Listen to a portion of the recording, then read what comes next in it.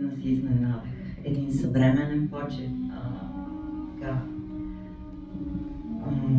пълен с изненади, вдъхновяващ, наистина една елегантна федра, изпълнена с много любов, но същевременно доста осъзната на моменти какво извършва, което е интересното в пиесата.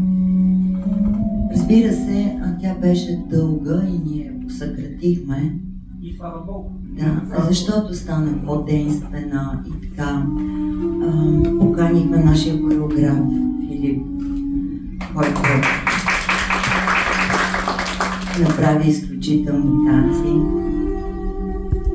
Разбира се, музиката на Теодосий Спасов. Която взе Аскер. Да, взе награда за музика.